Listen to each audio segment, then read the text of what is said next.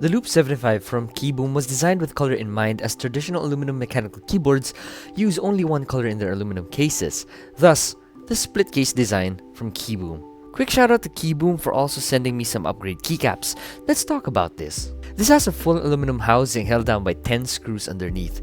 Its layout is the most widely sought out 75%, and they also have a 65% version of this keyboard, which is the Loop65. The Loop75 features an 18.7mm knob with a port diameter of 6mm. This has a Trimode connectivity with Bluetooth, wired, and 2.4 GHz powered by a 4000 mAh battery pack. With VIA compatibility, no other software is needed to be installed, so all good here.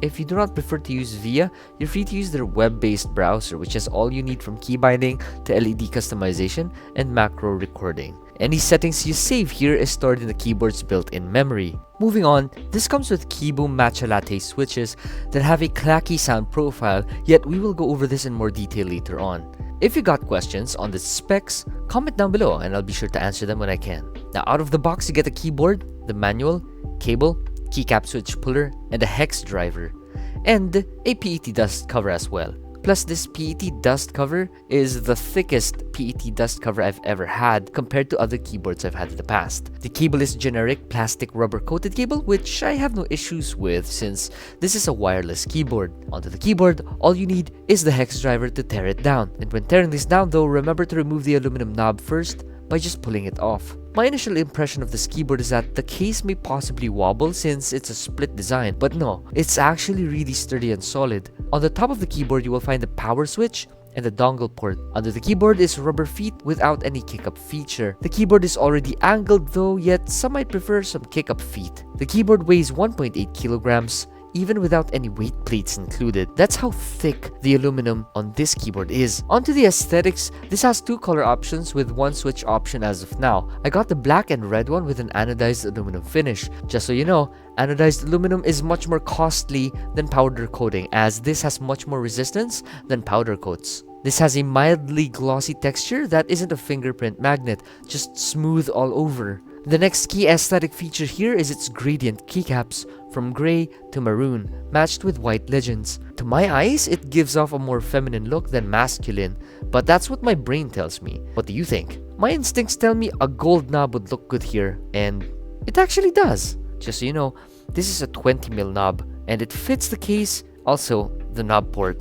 Keycaps here are cherry profile die-sub PBT with no shine-throughs for LED. The plate-mounted stabilizers are pre-lubed and are all very tight. I don't think extra lube is needed here, but that's something you may want to do. Onto the switches, these have KiiBOOM Matcha Lattes in them. The biggest pro here is the RGB diffusers, so LED doesn't cause glare. Now this switch has a 45-gram operating force and is made with full PC housing. The stem is made of LY, and I think an LY PC combo sounds clacky. I'm not sure if LY is how you pronounce the actual term for this kind of plastic, but anyways, you get the point. Got questions? Of course, again, comment down below. So they sent me their ESA profile PC keycaps. These are the first set of PC keycaps I've ever had in my entire life. So you can see that there's already noticeable shines in it, so you don't need to worry about shining. They kind of somehow feel like a ceramic keycap. I wonder how this feels when typed on them. So I just slapped them on and wow. Only comment I have is that with PC keycaps, they attract a lot of fingerprints. And aside from that, I'm looking at the prints. Even if you rub this for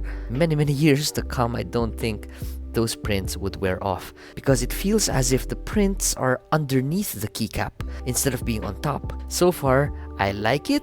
This will be my new main keycaps for this keyboard so that I could save the original keycaps. Once you remove the top case, you would notice that they won't split right away because the Poron gasket is stuck onto both of the sides of the case. So this is the situation for the top case, and same goes for the bottom case. Pretty straightforward here. Let's see what's underneath and the cables. So we have one cable to the daughter board, another cable to the battery pack.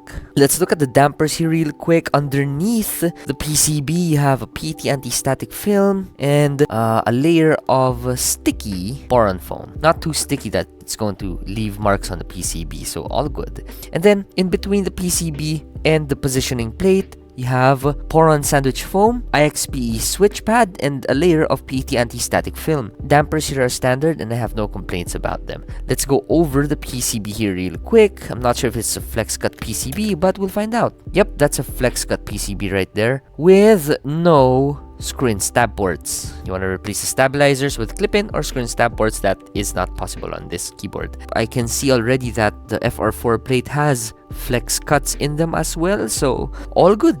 Did I miss anything? If you have any questions, just leave them in the comment section and I'll be sure to answer them when I can. I'll see you again next time.